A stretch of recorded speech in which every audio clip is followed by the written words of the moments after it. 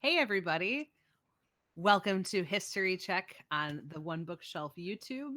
We are in our final episode of this season. Yay. Might be new seasons. We don't know. We don't know. Let us know if you like this stuff down in the comments. That would be super helpful to us as we kind of figure out what's going on. So, if this is your first time on History Check is a program we used to do on Twitch. We now do it on YouTube, where Eddy tells me about some pretty cool stuff that has happened in the industry in the past. Um, Always want to talk about Designers and Dragons, which are books that are out on DriveThru, talk about the history of our industry.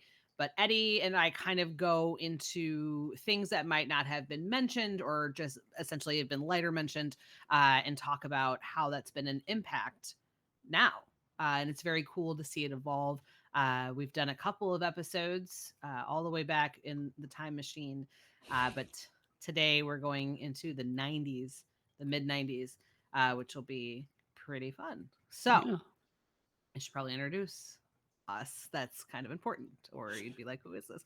My name is Meredith Gerber. I'm the Century Publisher Relations rep at DriveThruRPG. Uh, this is great. This is a This great is hot awesome. start. This is a great way to Hot end on a start. high Hot note. start. My pronouns are she, her. I have been with DriveThru for 7 years as of yesterday, which is pretty Wow. exciting. Yay, Yep. congratulations. And thank you. And I'm here with.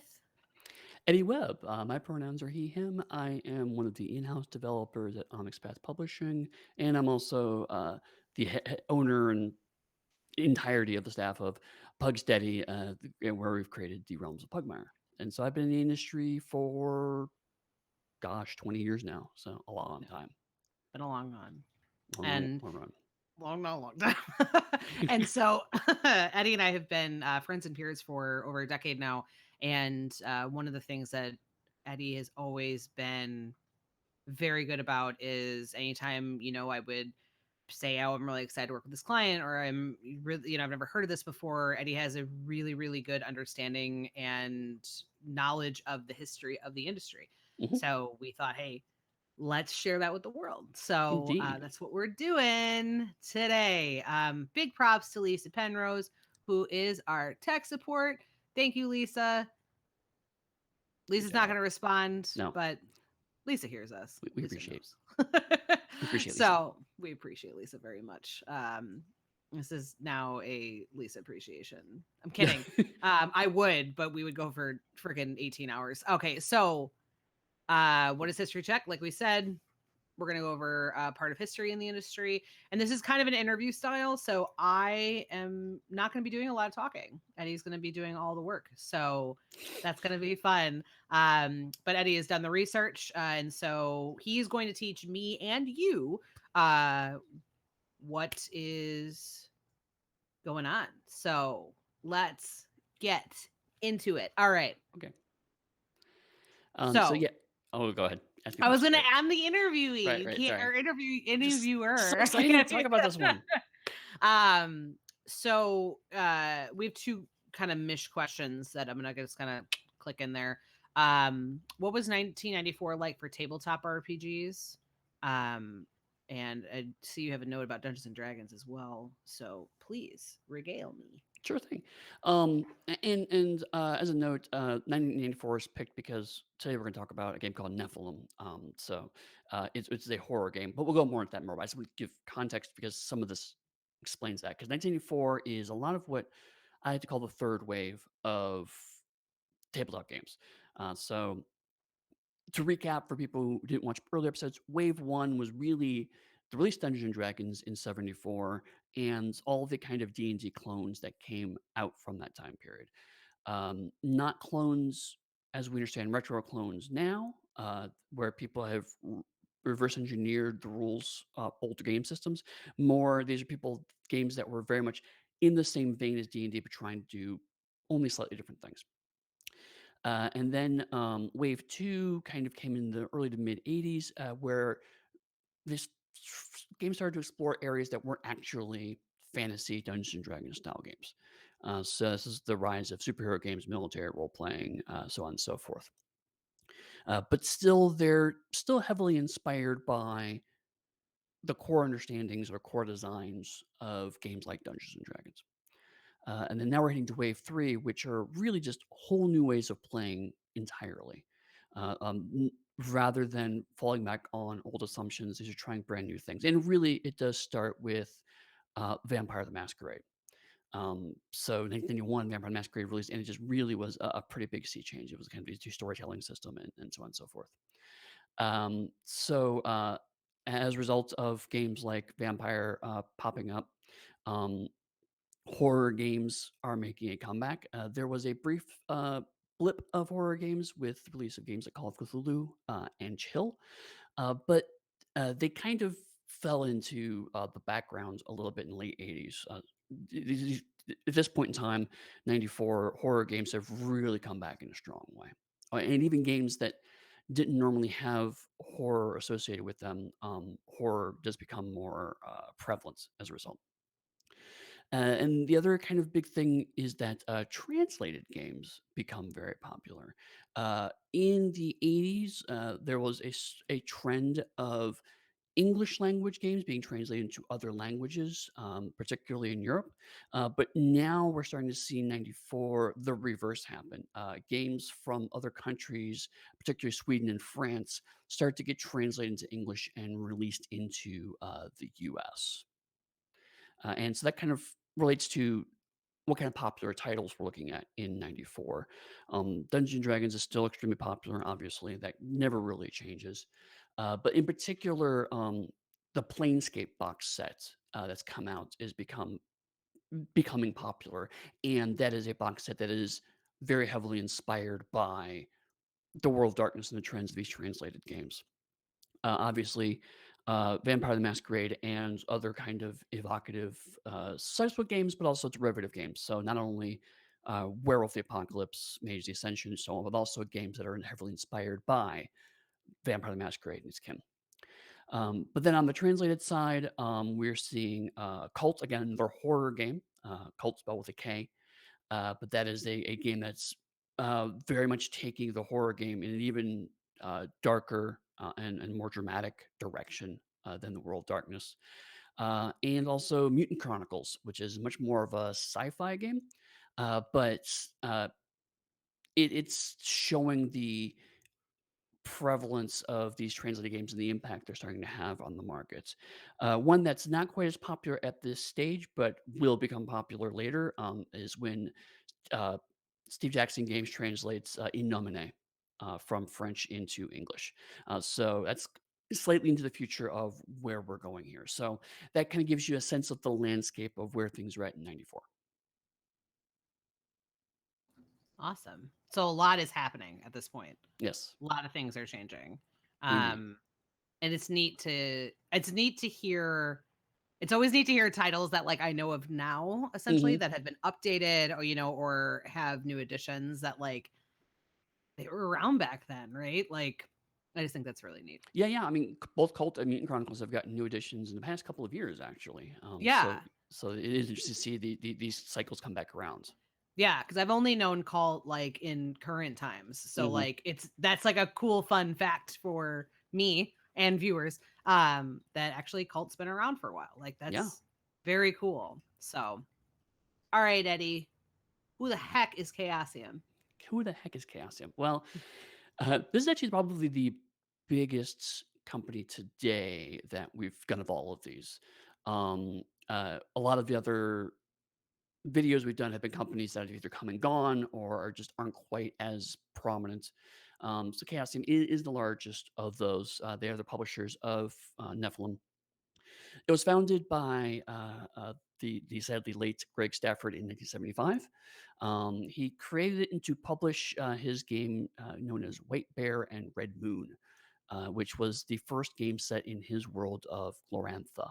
It was actually a war game, not a tabletop role-playing game, because this is 75, so D&D's only been out for a year, and there's still some skepticism at that point whether tabletop role-play games are much of a thing. So he did want to do games based around his fantasy world, but again, he started off with a war game. It took a couple of years until 77, where they dipped their toes in the water, as it were, doing those D&D support products we talked about before, where we get in that wave one section. But then they do start moving on into their own games, including games like RuneQuest. Again, a tabletop role playing version of the Glorantha setting, and obviously Call of Cthulhu, which is the two of the biggest games that they're known for. And that's where they settle for most, actually the entirety of the 80s, is really just expanding and building on those games. They do the occasional other smaller product, but really it's expanding and supporting RuneQuest and Call of Cthulhu for a decade because those are their biggest sellers. It isn't until this time, 94, where they actually start moving into making new games again. And this is where kind of Nephilim pops up. And that this is kind of an experimental bubble. A lot of the stuff they do in this short period ends up fading away again. Nephilim is a game that only lasts for a couple of years before they end support for it. There's a lot of stuff in the background that's happening, ownership changes and shifts. The ownership of games like RuneQuest move around a bit. Who can support what games? This all ties into the Avalon Hill history we talked a few episodes ago. It's very complicated. I'm not going to go into the business elements of it, but it's suffice to say that Chaosium is, as a business, generally kind of trending downward. They will at one point declare bankruptcy in the near future before they get resurrected into the company that we recognize today as Chaosium. So Call of Cthulhu and RuneQuest are still strong spines for the company throughout that time period, but sadly, Nephilim, for a variety of reasons, some of which we'll go into, is one of the ones that falls to the wayside. And thank you for saying the name of it because I did not pronounce it that way. I think it's Nephilim. It could be Nephilim, Nephilim. The book doesn't clarify, so I just assume Nephilim. I may be pronouncing it wrong. Who knows? The Neph. The Neph. Okay. The Neph. All right. What is the Neph? What is the Neph? Nephilim is a game that's based on the so-called "quote unquote" real occult. And I use quotes here for a couple of reasons. If you don't believe in the occult, then obviously all of this is based on what could be potentially made up beliefs. Even if you do believe in the occult, however, this is definitely a gamified version of occult texts. So in both cases, there's heavy quotes around whether this is real or not. But certainly it is an early game where they try to use existing real world occultism as a base for the background for an actual tabletop role playing game. So in this game, you play a Nephilim, who is you're more of a spirit. You're not actually a person. You inhabit bodies called simulacra, and you do that throughout time. So your character is usually hundreds, perhaps thousands of years old. Again, akin to Vampire the Masquerade. The idea that you're playing a very old character. This is another one kind of in that vein.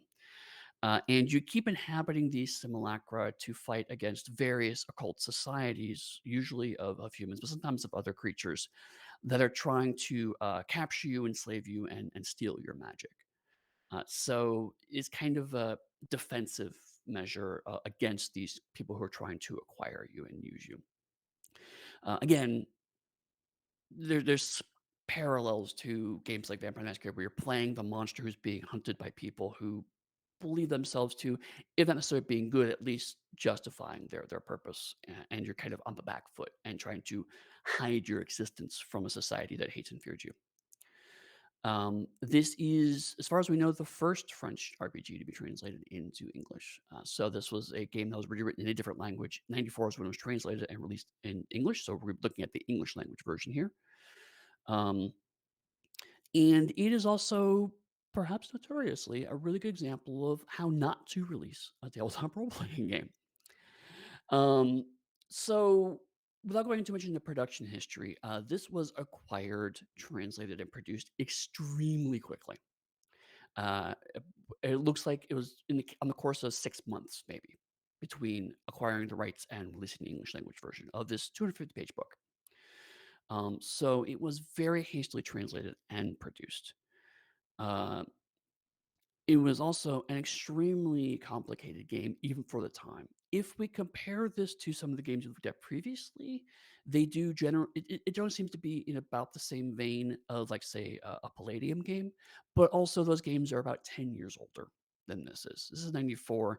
Uh, Vampire the Masquerade has really pioneered, simplified, faster tabletop role-playing game systems, and this is coming in at a time period where that's starting to actually jar. It is based off of the, Chaosium core house rule system, which is used for games like RuneQuest and, Call of Cthulhu, but it's even slightly more complicated than that version of the game. So for and some of that I think maybe ties to the fact how it's hastily, edited. They didn't have time to necessarily do playtesting or refinement of it. So it was done so quickly, and then on top of all of that, there was almost no support for it for about a year afterwards. So they very quickly put this book together, put it out there, and then had almost nothing for a year. And this was again at a time where a game was considered to be good or bad based on how often it got support. This is something that Rich Thomas in Onyx Path tends to call the periodical model of RPG support, where you would go into the game store every month or two and you would see the latest book for your game and you would purchase it. You would buy it like a magazine. You would buy it like you would a subscription to a periodical publication. And so for a game to come out with no support for a year was disastrous in 1994. This is a lot of factors that you can understand at the time maybe why this happened the way it did. It's people trying to capitalize on a movement and trying to get what they thought was a really strong game out into the world as quickly as possible. But in retrospect, we can see why this perhaps didn't land the way it could have been. Why it's now being relegated to a YouTube show to review as opposed to something that gets talked about 30 years hence. What's particularly interesting, though, is how many people that are currently and actively involved in the RPG industry today got their start on or around Nephilim specifically. You look at the credits and you're seeing names like John Sneed, Ross Isaacs, Ken Hite. These are people that are still extremely prolific today, and yet their start was on this game that I believe a lot of them probably thought was going to be a huge success. So it's again kind of almost a little bit tragic to look back and go, what this game could have been.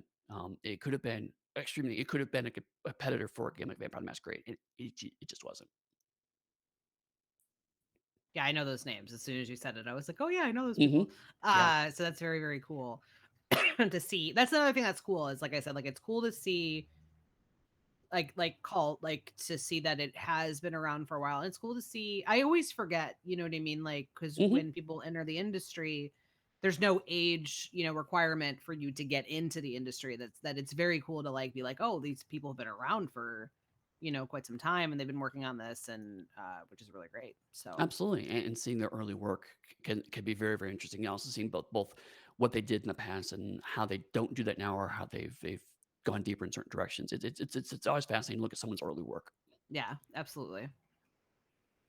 What makes it special? Makes it special.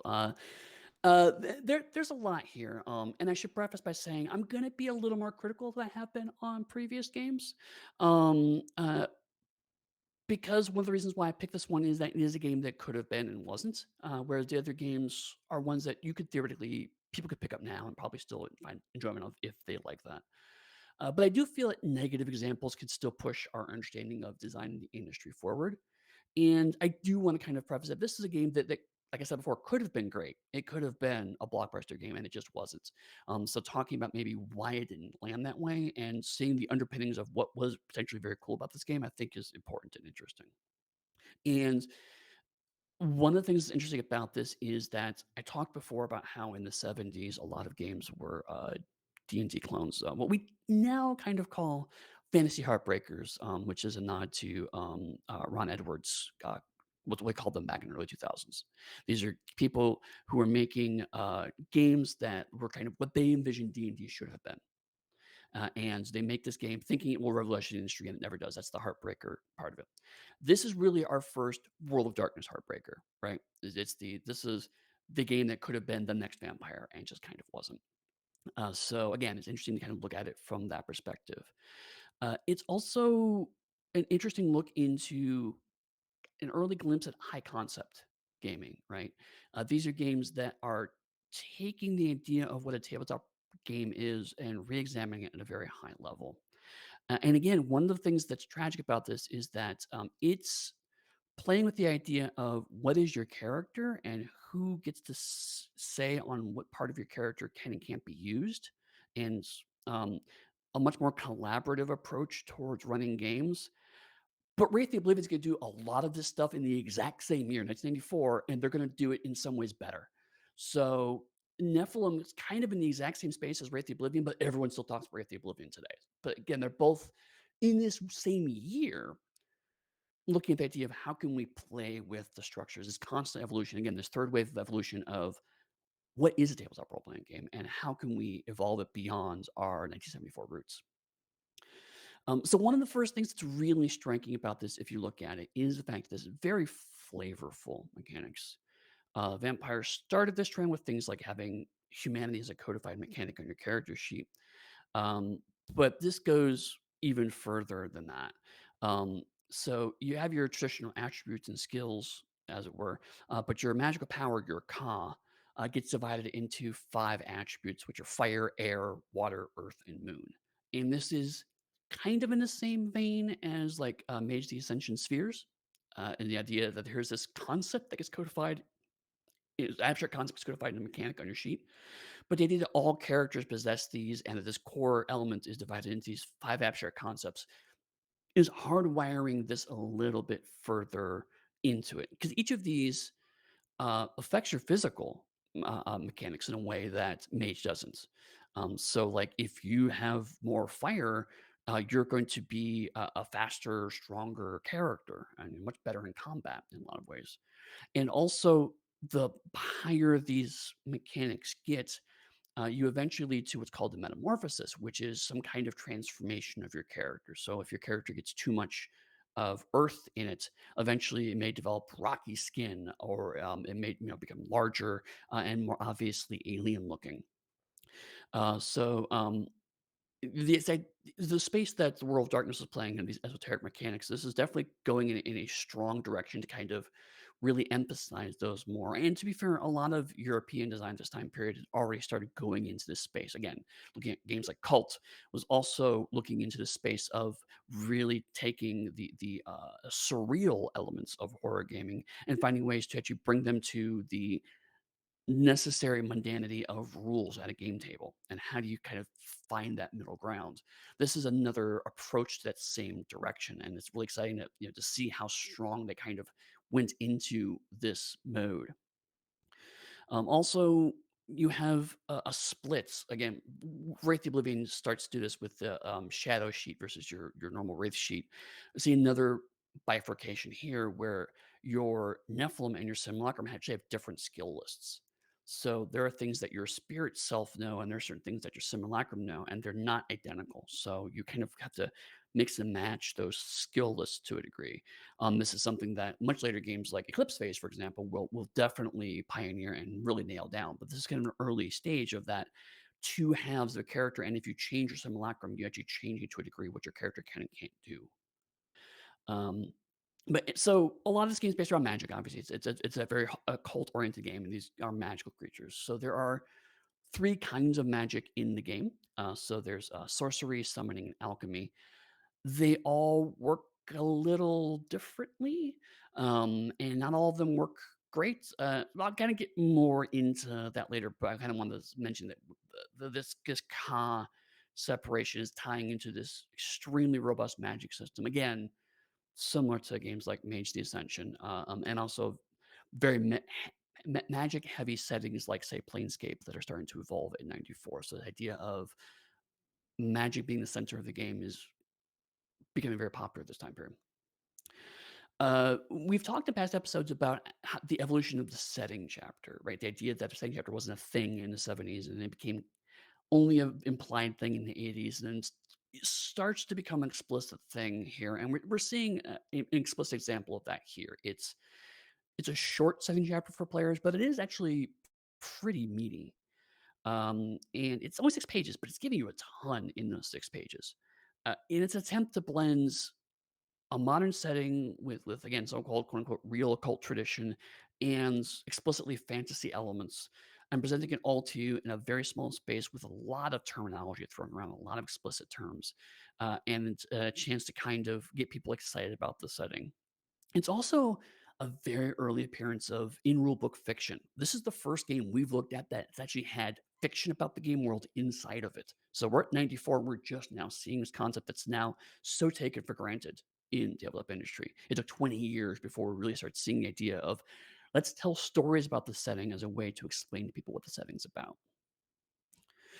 Um, so you have this idea of the blurring of the fiction of the world and the rules of the game between this setting chapter and this fiction, and that starts to leach into the rules of the game itself, which is good and bad. Obviously, if you're really understanding and feeling the rules of the game, and if you feel like reading the rules is helping to reinforce the setting, that can be a very strong synergy. And there's plenty of games that do a really good job of that cycle of the rules reinforce the setting, which reinforce the rules.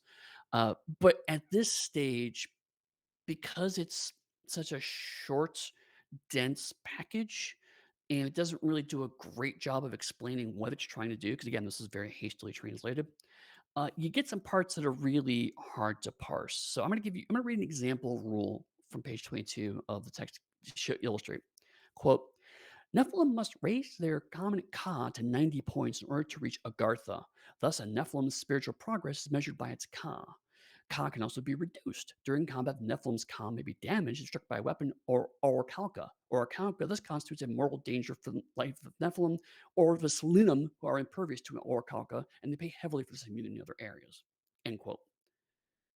There's a whole bunch of terms that got thrown in there, only some of which had been defined previously in the chapter. So Agartha is not defined until much later. Orichalca is not really understood except for it's some kind of metal, and the Selenium aren't even really defined until much later in the chapter. So it's throwing a bunch of stuff at you very quickly without context. Which is, if you know what that sentence means, it's very flavorful and evocative. But for people just kind of glancing through, figuring out how to make their character, it's a bunch of gibberish nonsense. So it's a lot of organizational problems with this book that, frankly, second issue would be really fascinating to look at and just how it can reorganize to get people to understand these concepts better. I think this could be a very, very different game at that stage. It doesn't help by the fact that character creation is extremely complicated. This is by far the longest character creation section we look at. It is over 70 pages of character creation alone. This book is 250 pages long. So a large portion of the book, about a third of the book, is just character creation. And the game recognizes this. So it does give you a 2-page chart to kind of show you here's all the steps of character creation and a nice summary of character creation and an early example of let's actually show you all the steps of character creation and how they flow into each other. But that 2-page spread is also itself extremely confusing. It's out of order in one place, and the arrows are pointing to different parts of the sheet, and they're sometimes pointing backwards and in different directions. So you're not going from the top of the sheet steadily down. You're bouncing around the character sheet as you make it, which makes it look a little more complicated than even it really is. But on the flip side, the character sheet itself is very visually interesting, and I think I'd love to hear your thoughts on that, Meredith, when we get to that. But I mean, it's probably the most visually interesting character sheet we looked at by a mile out of all of these games. So I understand the need of making sure the visuals really pop. But one of the reasons why character creation is so complicated, to go back to that kind of bifurcated concept, is that your past lives, the lives you've lived through as a Nephilim, is actually a part of character creation. So there's this interesting trade-off of the longer you've lived, you have less magical power because you've slowly expended it through the various lives, but you know more and you could do more. If you have less lives, you have more raw power, but you don't have as much skill or knowledge. So it's a very interesting trade-off and very much reminiscent of games like, say, Mummy the Curse, from Chronicles of Darkness, where it's that same kind of the longer you're around, you actually have a steady decrease in power. And it's probably the earliest example I've seen of a game that actually incentivizes you decreasing your powers or your magical abilities for a different kind of benefit. Um, So it's kind of an interesting trade-off and battle from a game mechanics perspective. Another interesting game mechanic is they talk about the so-called Chinese portrait, and I want to stop there because that's a really badly dated term, and I kind of want to recognize that. But it does stem from the French term of the portrait chinois, um, which is a concept in French of the idea of using abstract concepts to explain someone's personality. So we don't know where the Chinese part falls into this concept, but if you can look past that, even though that's a term for it, if you look past that specific concept, it's an interesting idea of if I were a food, I would be blah. If I were an animal, I would be blah. Um, and it's a really abstract way of describing characters that just hasn't existed until now. It's one of the unique components of the fact that this is a French game. This is a concept that was relatively common in French literature to understand characters and define characters, coming to an American audience who don't have all of the context for it. But it looks stunningly innovative because you're missing that concept. It's like, how do you define your character through these abstract concepts? And then that plays a little bit into how you play your character. It's a more granular approach to, like, say, World of Darkness's nature and demeanor or D&D's alignment.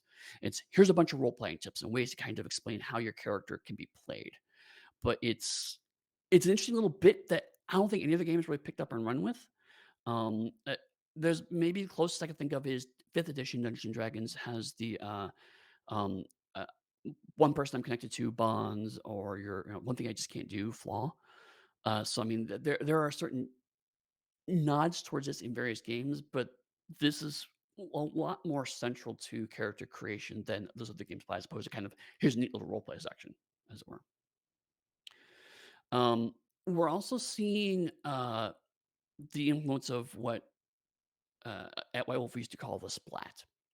For those who don't know, the splat is actually an old term used for the asterisk that was used in early 90s computing to represent a wild card. I think it's still used to a degree today, but the idea is you would use it as a wild card thing. Here's a splat dot doc would give you all of your files that are a dot doc file, as it were. That it moved into tabletop role playing games to represent here's the kind of character you're playing. So it's not just your class, but it's also what used to be called your race, or now it's called your ancestry. In Vampire, it's your clan. It's the this is the thing the kind of character you're playing. So it's the everyone needs to is implied everyone's going to fill one of these kind of rough roles, and hence the splat is that you eventually get all of the options there. In World of Darkness, visually, this is represented by a two-page spread. If you look through uh, the vampire, werewolf, mage books, you had that part of the section where you see a nice, cool illustration in black and white, and a big header, usually in different fonts, and a two-page description of what that group of player character option is. And then you turn the page, and there's another two-page spread, another two-page spread, much like a magazine. That visual definition definitely started in 91 explicitly. And that's something that people like Rich Thomas were definitely involved in creating and organizing. And we're seeing that implied here. We have these one-page splats of character definitions that are very similar to that, where you look at each and there's a cool picture there and a description of what kind of character you can play.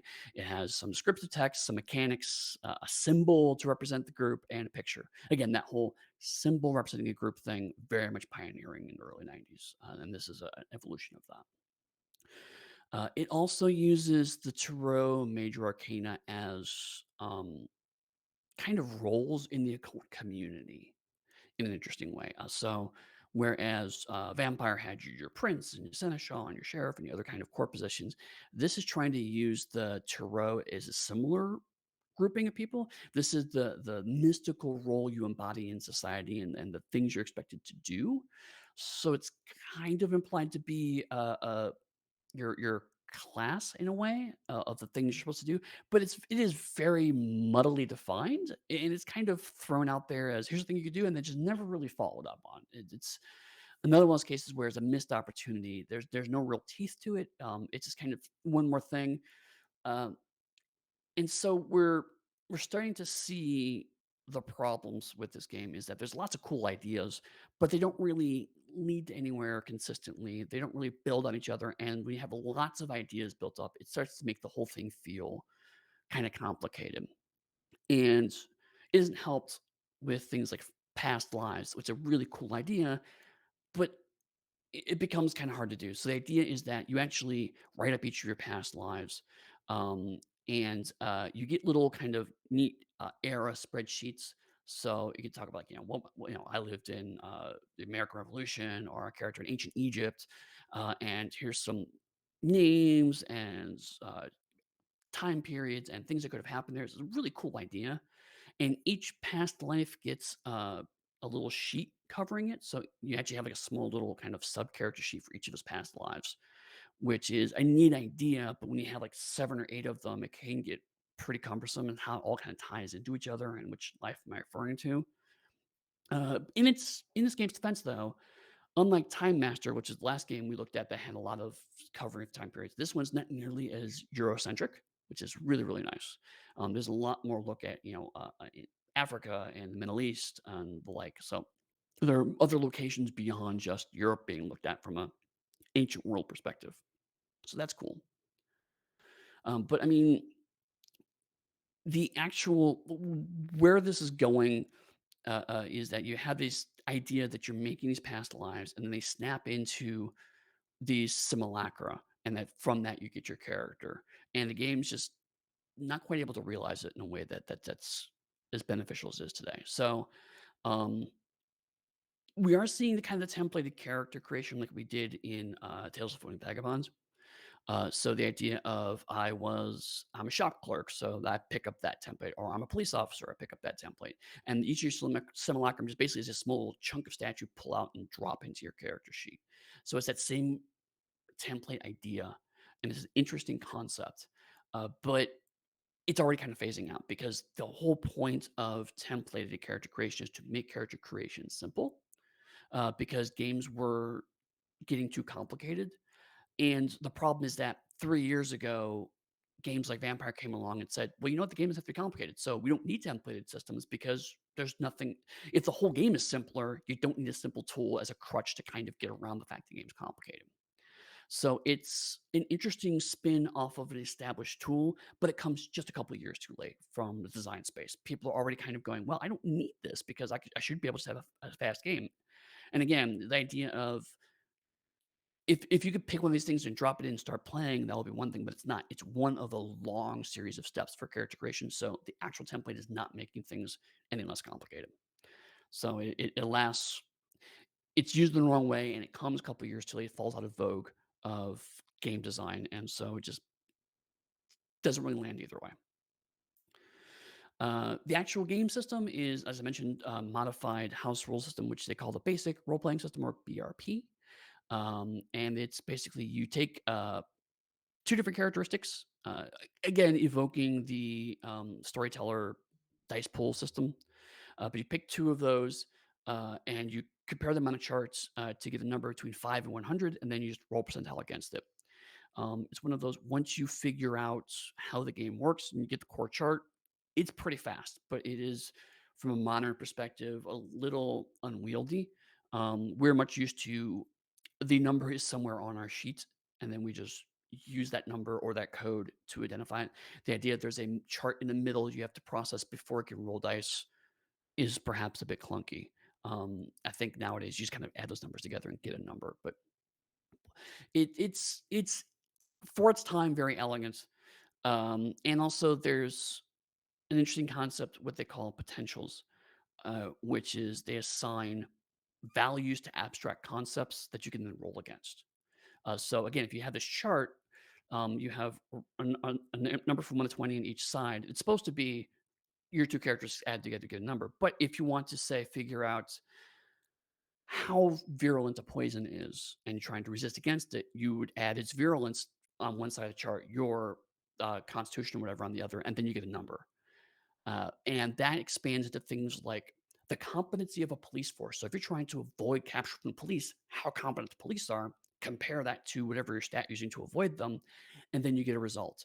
So you start to see this idea of a phantom quote unquote attribute of thing you can roll against, and it's derived from games like Champions or DC Heroes, where they're trying to codify very abstract concepts and put them into a distinct code.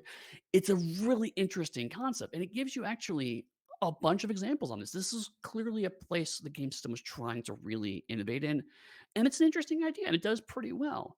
Um, it gives you like it gives you a bunch of examples. It tells you how to do it, and even though it's a little clunky from our perspective, if you once you understand and internalize the logic of it, it can become something like, okay, I'm trying to avoid the security in this building. I don't want to roll through every single thing. So, how secure is this building? Okay, on a scale of 1 to 20, the building's about 7, and then you can figure out that roll. So it gives you an avenue to make on the fly decisions in a way that integrates into the chunkier, more complex system.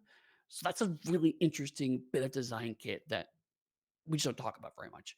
But again, other superhero games is the only other area where we're really doing that. The fact this is in a horror game and ostensibly lower power game is fascinating and plays into the more magical qualities of this game because you're going to start moving into esoteric concepts like, okay, how strong is this character's soul and can I devour it? I mean, you need to find a way to kind of take these esoteric concepts and codify them. And this is a good way of doing it. Um, so there's also because this is a game, much like I mentioned, Wraith or even Ars Magica, where you're not playing one character, but you're playing a series of characters or characters that are different parts of them. Your simulacrum can die, and you just grab another one. You grab another human form and you plunk it in your character sheet and you move on. Again, evoking games like Clips Phase, where you can change your body on a very level. Um, uh, but also, there are things that I could see the logic for in 1994 that have really not uh, uh, uh, look good, not good in retrospect, like aging rules. The idea that these characters will age and eventually become more infirm, which is dumb in a game about long-lived characters, and also a game where you can just change bodies, and also more than a little ableist. So it's like it doesn't really land well, and it's, of all things, shoved in the middle of the combat chapter. It's not in character creation, it's in a combat chapter. You find out if your character gets too old to be viable. So it's an organizational thing, again, to the haste of the games put together, it definitely feels like it was the, "Oh, we forgot to write this, let's shove it in here," kind of thing. Um, but I talked about magic a little bit. I kinda wanna get back to that because it's a lot. It is a whole lot. Um, Magic depends on the physical placement in the world of 5 different kinds of magical fields, okay? So, how these fields exist and overlap determine what kinds of magic you can use and how effective you can use it. You can sense this using your Ka Vision magical sight. So you can see what kinds of fields are available in your area, and they're reflected by different colors. So, if theoretically, if there's a red field and a blue field, you would see purple and realize, okay, those are two overlapping fields of red and blue. It's an interesting way of describing these 5 concepts and how they overlap. That is all then modified by the placements of the planets. So where the planets are in the sky modify the one of 5 fields you may have in the area. That is then modified by the day and the month that the adventure is taking place in. And like, literally, the game tells you, "Don't adventure on Saturdays," and I'm not even exaggerating. On page 132, it talks about why Saturday is the worst day to do anything on because it is a day of destruction. So your magic will fail on Saturdays. That's further modified again by what are called plexuses and nexuses, which are different kinds of special mystical locations. Then, after all of that, you can actually start to cast your spell. But that depends on which area of mastery you're using. And also, the mastery you're using depends on your circle of understanding inside of that and what kind of power you're using and how that circle intersects with the fields and all the other stuff that's going on. So it's a game about magic users, but you don't aren't actually told that explicitly until you get to the section on magic, where it talks about, oh yeah, this is all stuff you're doing because this is the main thing your characters do. That's not bad. Obviously, there have been some fantastic games. They're all about focusing on magicians.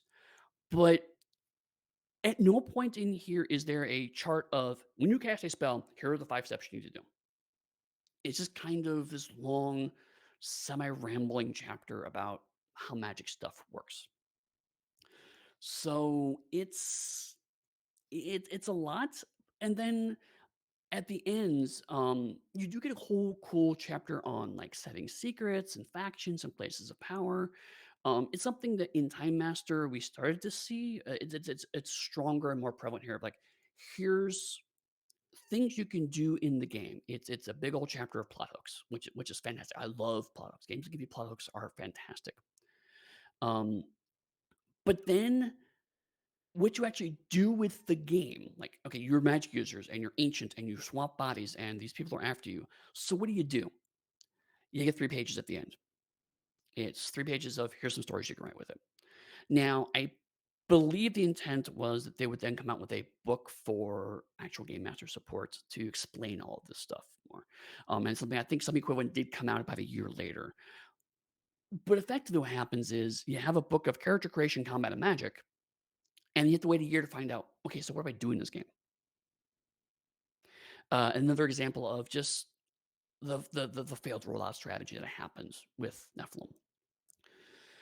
So it's a lot. I mean, it's I still maintain it is a fascinating look at what could have been. I think with different organization, I think with some longer time maybe in translation and design work, a little bit of playtesting, this could have been a really fun game. It's a cool idea of you have these ancient lives and how they intersect with humanity and how these two relationships kind of meld to make your unique distinctive character and fighting against ancient occult societies who want to capture you uh, and having a magic system that is based on entirely on external circumstances as opposed to internal circumstances or and those are understandable circumstances. Like I can see the idea of a tactical approach of okay, we need to infiltrate on this date at this time because that's going to be when our magic's most effective and their magic least effective, and we have to make sure that we do this thing over here. So if this magical field moves over there,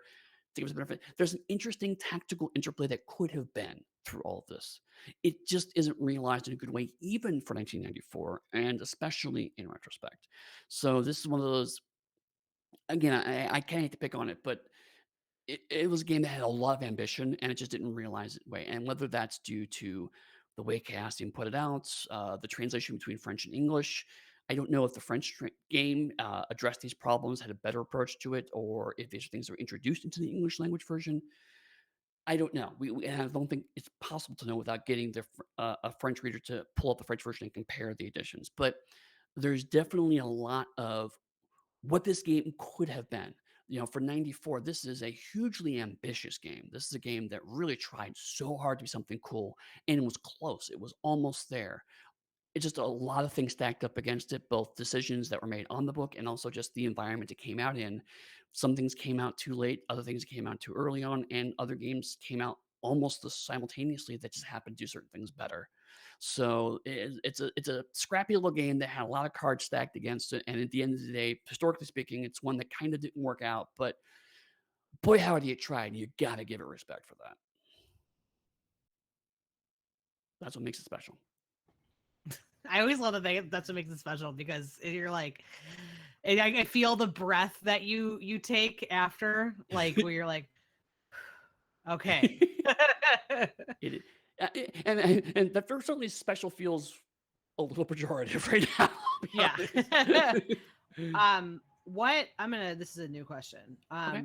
What's the most interesting thing you learned in your research? Like, what was the one thing you're like, whoa, that made you feel that way? Because there was a lot of whoa moments, but what was the one that like really grabbed you when you were researching this? That's actually a good one. Maybe we can incorporate that if we do more of these. But I think for me, the one thing that really kind of stood out was the potentially extremely cool nature of character creation. There was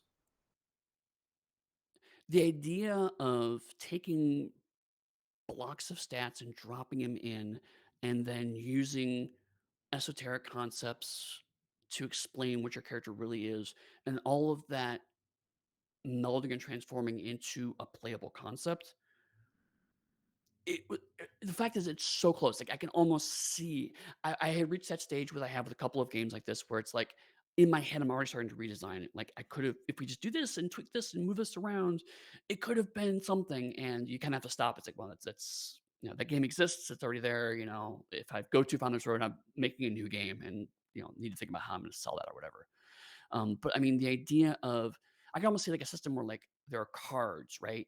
Of, like, I am this character from Egypt, and I am now in a barista's body, and that's my character. Like I could see that there, and so that whoa moment of I very rarely look at a game and kind of just X-ray through the book and go, I could see the game you're trying to be. And that's really, really cool and really, really interesting. It's like I think it's because I keep circling back to Nephilim. It's games like every 5 or 6 years I keep looking at going, yeah, I remember this game being really cool. And look at it, it's like, oh, yeah, it's not, but it tries. In my head, this game is so much cooler, and so to have a game that inflames possibility so strongly, uh, is fascinating, and that's something that definitely struck me is that this game is trying so damn hard. Yeah, and how it's influenced the industry, right? Mhm. Like that's important to discuss too. Yeah, Um, I mean, it's messy, and it's frankly problematic at times, but it had a strong idea, you know? It really tried to go for it.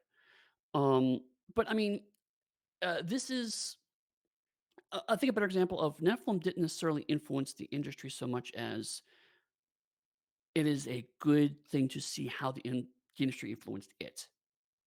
It is a good intersection of a lot of influences that hit it rather than other games that we've been able to say, okay, here's things that it's doing that is part of a movement. You know what I'm saying? This is more things influenced it and it tried to go and it didn't quite make it. It's like you can see this is so clearly. I mean, if you have any passing knowledge of the World of Darkness games, you can see its influence here. It feels in a lot of ways like a World of Darkness game. The splats, the mechanics, the fiction blending into the real world, the idea of it's our world but creepier. You can see that strong influence there, and you can see how other companies are gravitating to that. Um, you can see the idea that it's trying new ways of playing things. The idea that there's this new wild west of design that's happened post 91 that role playing games can be anything. So I mean, the French version obviously predates Wraith, so we talk about the overlap between this and Wraith. Reality is this game it's not possible for either game to influence the other, right? But clearly it's the same kind of inspirational space. Designers are all clearly thinking in a space and trying to think of new things and new ways of playing. So this is again, you see how that influence imprinted on this game. Um, uh, but also, in a negative example, this is a good kind of touchstone of games prior to this. It could have been here's a rough system and a bunch of cool ideas in a 64-page book, and that's a game we can sell and can do reasonably well. And here in 1994, that stops being a viable model. You know, the era of explicit settings that are tied to its game and are clearly defined, and that's the reality moving forward. And Nephilim just about 3 years too early for that. If this game came out in 91 or even 90, it would have been probably a decent seller, if not a massive seller. But the thing is that games have to evolve into being. You can't have D&D where it's like make up your own setting and here's a bunch of rules. You can't have that anymore. Only D&D can do that. No other game can really do that.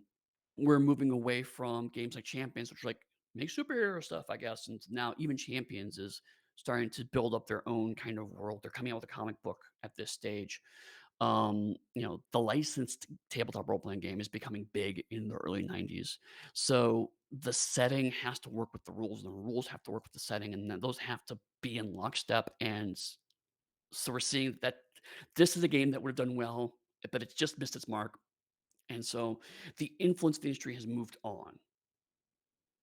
So that is again less what this game has influenced the industry, more how the industry has influenced this game.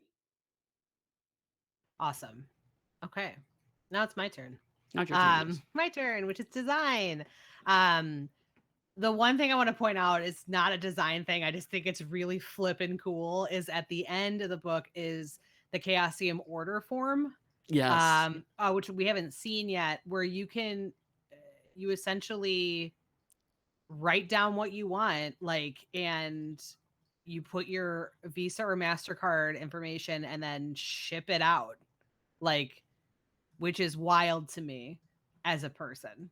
Mm. I just think that's so cool because that's like I've never seen that. Like it's an order form. Like it's just I'm so used to drive-through that it's very cool to see that they have that and they have like you can order by phone. You know what I Yeah, mean? Like yeah, it's right. it's just cool. Like I was when I was looking through that, I was like, okay, this is cool. This is a cool design note. And then I was like, what? Like this is so awesome. Yeah, I mean, Uh really quickly, this is the part where companies start to realize that they can. There's a direct market. Comic books have started to explore this as well. The idea that we don't need a distributor and we need to go through stores. We can theoretically have our fans who are fans of our company just buy directly from us. So yeah. again, yeah, to see early exploration of it. It's just so cool. And the other thing that's interesting too on this is so in Onyx Path books, for example, like you get to the back and it's like, oh, coming soon for Pugmire. So and it's usually like a really cool, beautiful splash page with the Pugmire art and the book cover. But with this, they were like, here's the other books. Here's the other releases. Also, here's the ISBN number, how much it's gonna cost. Hmm. And that's just it's wild to me. It's so Yeah, cool. The 90s were a hell of a time. they were a hell of a time. A hell of a time. So okay. I'm gonna talk about the character sheet first. Because as you mentioned, like it is pretty wild. Hmm. Um, it reminds me of um Legends of the Five Rings, actually, is how like it's set up, where you choose, there's the different symbols that essentially make up a circle. But I can also see um kind of the basic, the skills chart, right? Like you see charts a lot in character sheets. Hmm. But this one is very long.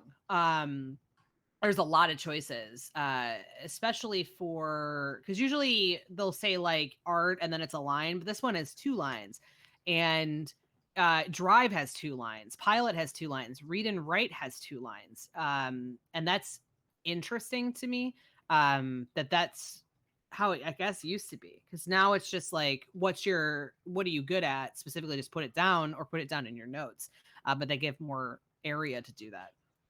Right. Again, as that So kind of World Darkness tried to make that sheetless more approachable, and so you put the special station to the right of the word, mhm. whereas here it's like, yeah, there's a whole separate line for the special station. Yeah, exactly. I think the hit points is very interesting because usually hit points are in boxes or circles, or you have like one little box that's like, 50 out of 50, and then you erase it and change it when you take damage. This one goes from 1 to 40, like all separate numbers, which is Yeah, wild. yeah, you have to circle the number you're on. It's interesting. Yeah, it's just a fascinating way to do it. As somebody who erases and writes so hard that I usually rip my hit point stuff if I do everything digitally. But it's because I press really hard. Something also interesting that I kind of like is the player name is off to the left, away from the sheet. Um, I think that's an interesting design choice because now player name is always at the top, but Mhm. this is off to the left. So it's pretty interesting, and I think it's kind of cool because if you have a stack of sheets, you can flip Oh, it yeah, that's a good and point. be like, Yeah. okay, this is Eddy, okay, this is Lysa, okay, this is Meredith, and pass them out. So instead of like trying to scan the top for it, it's right there. It's essentially separated from the sheet. So I think that was a very interesting design choice. That is interesting. Yeah, I hadn't thought about that. Yeah, it's just easier. I think. You have your basics, of course. It's the black and white boxes, and it's something that I think that we see a lot of. I can see where a lot of games now have pulled from it, and how it have evolved from it. It's a long sheet. It's 3 pages, Yeah. which is a long sheet for me. I think anything, if you're not playing like a magical um, job class, I think that it shouldn't be more than one sheet, because it's just easier. But Agreed. and a lot, and the other thing I have to point out too is when I say 3 sheets, this is very tiny font too. This is Yeah. not like 3 sheets like a basic character sheet. This is 3 super tiny fonts sheets. So there's a lot of information packed in there, which is very interesting. Yeah, so that's my thoughts on the character sheet. It's just there's just a lot of stuff packed on there is Yeah. basically what's going on. But I think that it's cool that, like, again, like the thing that reminded me of Legends of the Five Rings was that circle, right? That Hmm. visual piece of like, okay, here are all the parts of it. Um and I think I've always thought that was cool. I really like when publishers do that, just do something different, to have like that visual piece, which is very helpful. Yeah, no, I'm trying to find Legends of the Five Rings comes out like the year after this. Oh, So okay. Well, there you go. Yeah, because Legend of Five Rings has a circle to the left, and then you fill in the circle and right. stuff. And so I think that's very, very interesting. Um, I'm scrolling through it now. I'm sorry. I love. I am over the moon and just so excited about like anytime they show their books and then they put the number and how much it costs. It's just the times. Probably one of the better indexes I've seen and over the ones that we have talked about. That's Their true. index is at the back, and it's detailed. It's very detailed, which it's not just like, okay, here is character creation. I mean, it's nice and broken down. Um, because it has like the character sheet, but it has like the guide and things like that, the worksheet, the characteristic multipliers, characteristic increase, you know what I mean, things like that. And I think that's probably one of the better ones. Yeah. Agreed. Um, the font is one that I have seen so many times, so I feel like this is very Is it heavily Garamond? influenced. No, Garamond for the I think that's Garamond for the paragraph, but for the headers, I've seen that Oh header yeah. type used a lot. I don't know it off the top of my head, but I've seen it. I have to say, like, it does give me a lot of Mage the Ascension vibes. Hmm. Um, in terms of the artwork, because we have essentially over the past couple of years, that we've gone over is like everything is starting to evolve in the artwork, especially when you look at the cover, I mean, it has like shadows and then details specifically in the header, of it, which Mm, you don't see a lot. Because a lot of times in the past, people are just like, white text, put it on there. That's right. it. Don't touch Yeah. it. Don't talk to anyone. Don't touch it. This one has like shading. You know what I mean? Like, Hmm. and it's starting to really show that you don't have to do the white font, like on an art piece. In this, it's like, hey, like you can kind of play around with that header. And I know back in this time frame, a lot of these were done by hand, Yeah. which I think is also that blows my mind every time, every single time. It's very cool that someone has made something that I can make in Photoshop now. Right. It's just a neat thing and how that's been inspiring. Absolutely. Um, so um, of course we have the symbols in the back, which is something again that we brought up with the splash pages. Like they're pretty consistent about it. Um, and the text over graphics, which is new. Yeah. That's That's true. very new. Very hard to read, but Yes. I'm sure that this is also a scan, so it might have been better at the time. But I just find that very interesting. They have a lot of. I love that they have a metric conversion. That's like one of my favorite things. They have a box of metric conversions of like lengths, like centimeter, meter, square Hmm. centimeter. It's not something you see usually. Like usually books are like figure it out, Google it and figure it out. Like where they're like for inches and things like that. So I think that was interesting, that design choice that they did for that. We also talk about too, like the two columns big. That's the big thing. You see that a lot in RPG books now. Yeah. It's very, for me, I kind of like get confused almost when I see a one column. When people have done that, 10 Candles has done that. It's just one column, Hmm. it's one paragraph, and that's wild to me because I'm so accustomed to this two column spread that everybody uses. Right. Um, because it's easy to read, but also you can pack so much text into it that way. Right. But if you're doing a short book, it's fine. You can do what you please. Um, Artwork has definitely been kicked up as well. Um, Last time we talked about some hella 80s artwork, Yeah, but and that's changed. this is like actual proper grayscale now. I think the first time. Yeah, and it feels evolved because it's more detailed, because like you can see almost too, and I'm pretty sure that a lot of this was just multi-scanned, you know what I mean, like putting a background on and then scanning it, and then putting pictures on and then scanning that, and and putting them together Hmm. in a photocopy, because I know that was a big thing, because we talked about that yesterday, you and Yeah. I, about how that's shifted. So yeah, two column and then four column when they're trying to cram information in.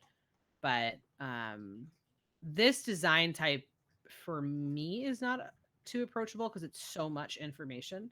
Right. So it can be a little much at times, especially for the fact, like we talked about with the character creation is a very large chunk of the book, and even when you get past that, I mean, there's still a ton of info. So, but yeah, overall, it's I love this part because again, I like seeing how these books have essentially made their mark to where publishers are still doing it today.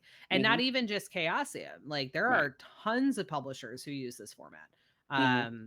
And that's really rad. And I just think they have a lot of info packed on here. But it's good. It's good. It's interesting to look through. So yeah. Yeah, and I mean, I think that is at least an interesting point is this is the time period where 250 pages would have been considered a large rule book. Mhm. And so they're cramming stuff into here because they don't really want to break that limit. No. Whereas now this could have comfortably been a 400-page rule book, and that would not be seen as weird in our industry. So Okay. Awesome. All right. I'm just checking one thing with our tech support. Think we're okay, but yeah, let's close it up because we've been right. talking for quite some time. We haven't. Okay.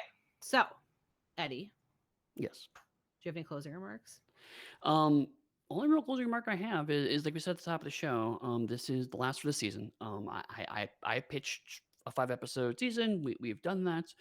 We have accomplished what I wanted to, which is covering kind of 20 years of the tabletop industry from 1974 1994. Yeah. Um, if folks want more of this, please let OneBookShelf know because I would love to do more, Yeah. but it has to make sense for everybody to keep doing Hmm. this. So, like, if people are excited and interested in this stuff, let us know. We'll keep making more. Yeah. If not, then there's plenty of other games you can check out on your own at DriveThruRPG. But that's one thing that uh, I think that DriveThruRPG does really well that is undervalued is this kind of game preservation. The fact that we can look at these games and talk Mhm. about them here in 2021, Yeah. and we don't have to go to eBay and spend hundreds of dollars trying to get copies of them. No, no one wants to do that. I mean, you do you if you want to do that, but Right. there's cheaper ways. Such as getting We doing this show do not want to do that. yeah, no. I like money. But Right. anyway, point is though, yeah, let us know if you're really digging on this. And if you are, tell us what you want to see. Like maybe there is something that we missed, Mhm. book we missed in our timeline. that we can talk about, we're more than happy to go over it, especially in the next couple months. We're going to be keeping an eye on this. So let us know and we'll keep you posted if there's going to be a season 2. But yeah, let's wrap this up before we get booted from the call. So, Okay. Eddy, where can people find you? You can find me at pugsteady.com. That's Pugsteady. You can find me at Pugsteady on Twitter. You can also find me hanging out at theonyxpath.com or in a wide variety of Discords at this rate, I think so. Yeah. Awesome. You can find me at Meredith Gerber on Twitter. You can find me on Instagram, Meredith A. Gerber, or you can find me around the DriveThruRPG Discord. Yeah. And special thanks to Lysa, who is super, super great and has been our wonderful tech support. And tries to keep us on time and maybe doesn't always succeed. Lysa's Lysa's Because we just talk trying too so much. hard. We talk too much. I love and appreciate Lysa for having, warnings like, hey, and we're just like, anyway, let's get into this deep dive, which is very on brand for Eddy and I. So yeah, absolutely. All right, awesome. So thank you so much for joining us, and hopefully we'll see you soon. Bye. Bye.